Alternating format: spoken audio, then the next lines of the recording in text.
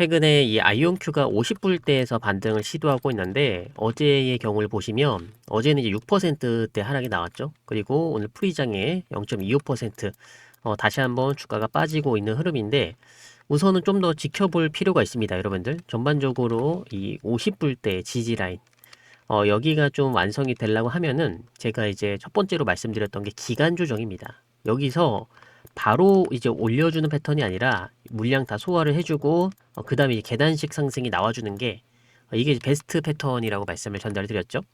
그렇기 때문에 지금 시점에서는 어느 정도 이 시간을 좀 겪어주는 게 좋습니다. 단숨에 급등을 만들어낸다라기보다는 이 물량을 소화해주고 그 다음에 올려주는 패턴이 필요하다라고 보실 수가 있어요. 그래서 지금 시점에서 아이온큐 주가가 안 올라간다고 해서 크게 걱정할 필요는 없습니다. 우선 전반적으로 이 아이온큐는 이제 실적을 기반을 해서 주가의 변동성이 이제 왔다 갔다 할 수 있는 이런 종목으로 보실 수가 있는데 25년도 올해만 보시더라도 1분기와 이제 2분기, 그리고 이제 가장 이제 이슈가 컸던 3분기까지 전반적으로 내용을 살펴보시면 매출 증가율이 좀 눈에 띄게 나와주고 있습니다. 그래서 이제 1분기에 보시면은 700만 달러, 760만 달러죠. 그리고 2분기에 보면은 2천만 달러, 그리고 3분기에는 3천만 달러까지 거의 한 4천만 달러까지 달성이 됐었죠. 그래서 매출 증가율이 굉장히 높아지고 있습니다. 그리고 또 빨라지고 있다라는 부분이죠.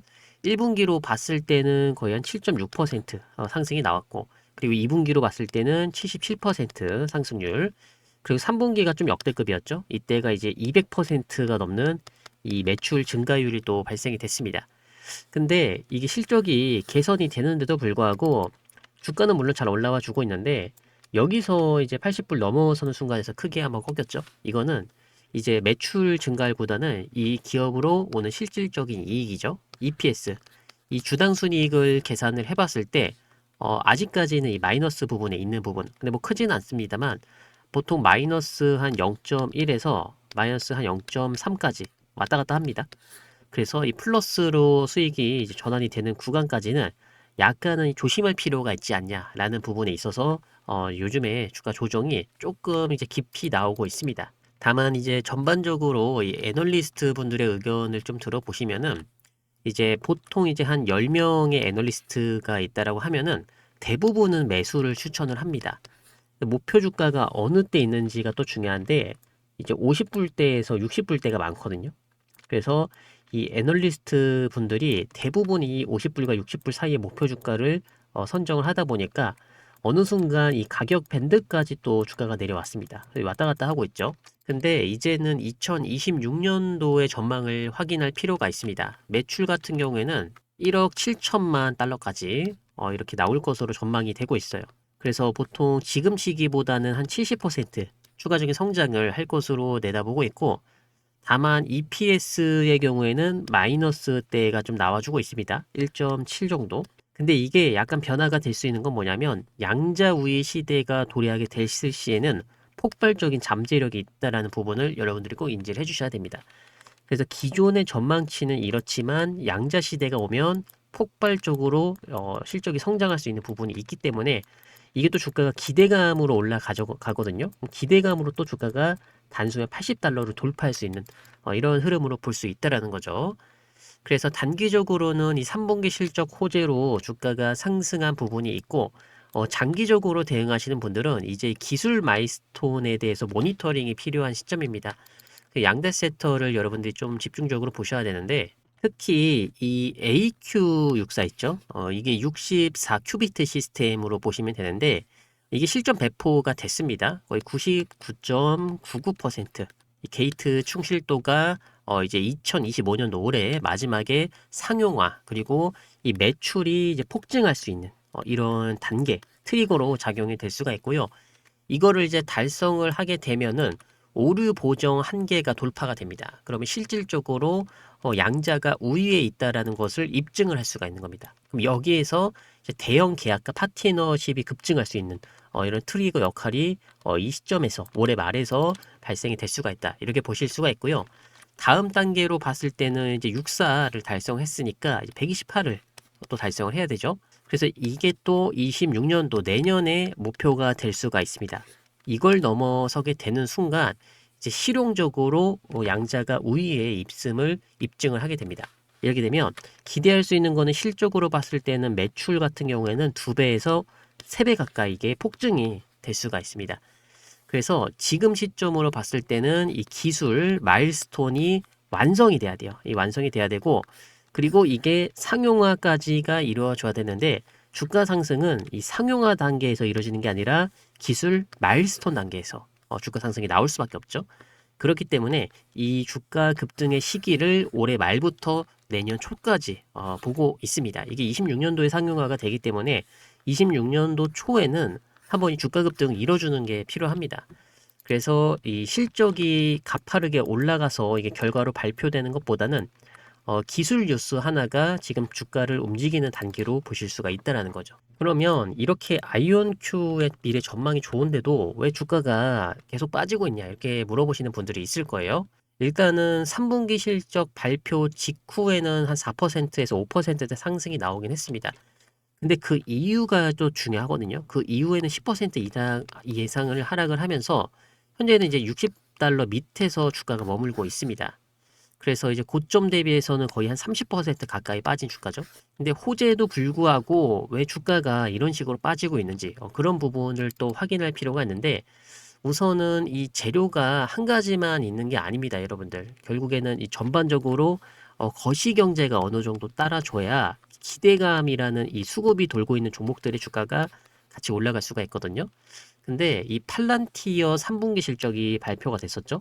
거의 동일 업종으로 보시면 되는데 3분기 실적이 예상외로 좋지는 않았습니다. 그래서 전반적으로 이 테마주에 묶였거든요. 이 아이온큐의 경우에는.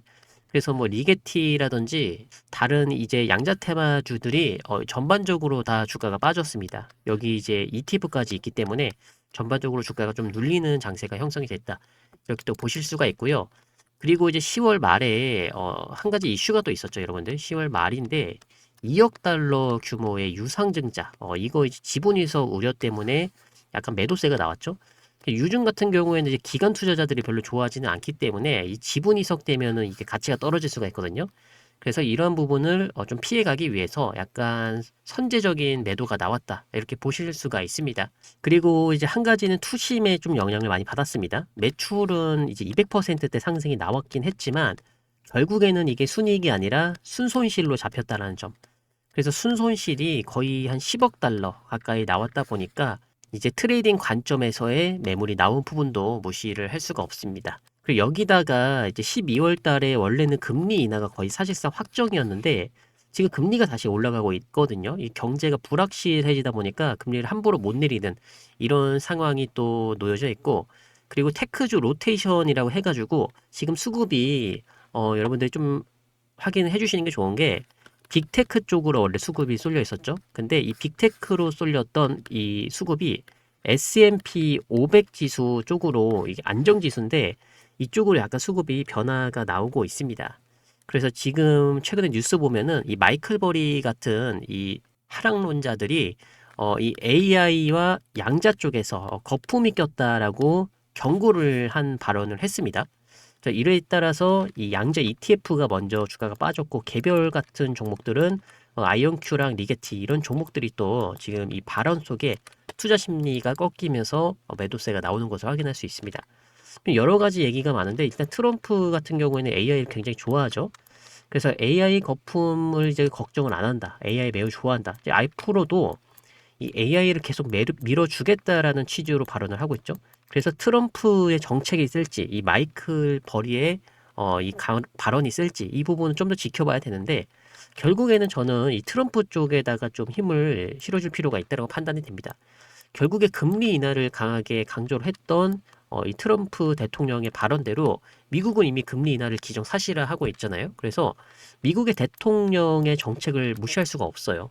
그렇다 보니까 거품은 지금 이제 거품을 얘기해야 될 게 아니라 결국에는 나중에 지나고 나서 엄청나게 지나고 나서야 이 거품에 대한 얘기가 좀 실질적으로 반영이 되지 않을까 이렇게 보고 있습니다. 그래서 이제 아이온큐 같은 경우에는 긍정적으로 보고 있지만 여러분들이 단기적으로 대응을 하냐 그리고 이제 장기적으로 대응을 하냐에 따라서 달라질 수가 있습니다. 단기적으로는 지금 가장 시장에서 많이 얘기가 나오고 있는 거는 바이더딥이죠. 역시나 조정이 나올 때마다 계속 모아가면 언젠가는 수익 난다. 이게 지금까지 너무나 높은 확률을 보여왔기 때문에 추세가 크게 꺾이진 않을 거다라고 하는 게 시장의 입지라고 볼 수가 있고요.